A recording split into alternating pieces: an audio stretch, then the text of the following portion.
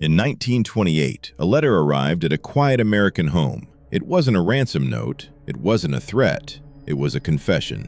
The writer calmly explained how he killed a young girl and described it with disturbing detail, as if it was the most normal memory of his life. And this letter led investigators to one of the most terrifying minds in criminal history, Albert Fish.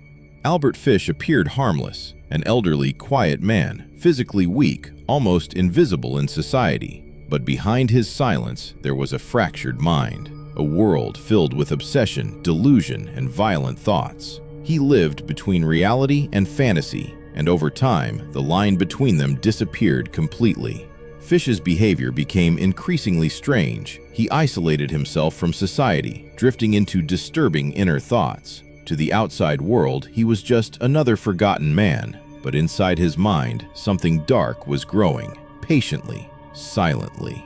He did not act like a typical criminal. He did not rush. He waited.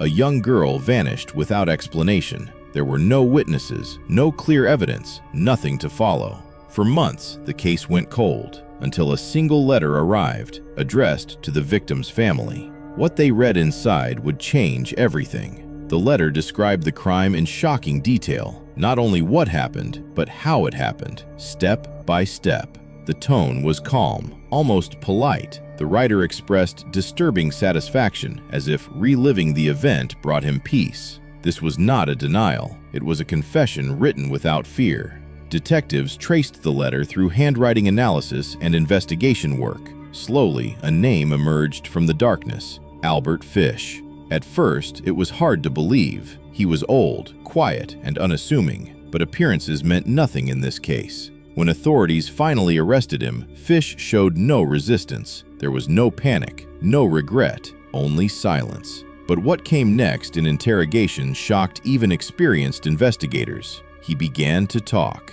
Fish confessed to crimes far beyond the original case. His words were fragmented, calm, almost emotionless. He described violence as if it were routine. Investigators realized they were not dealing with a simple murderer, but with a deeply disturbed psychological anomaly. Albert Fish was not driven by normal motives. His actions came from a broken internal world, a world where reality, fantasy, and obsession had merged. His case remains one of the most disturbing in criminal history, not because of numbers, but because of the mindset behind it. Some crimes are not just about what happened, but about the darkness inside the human mind that allowed it to happen.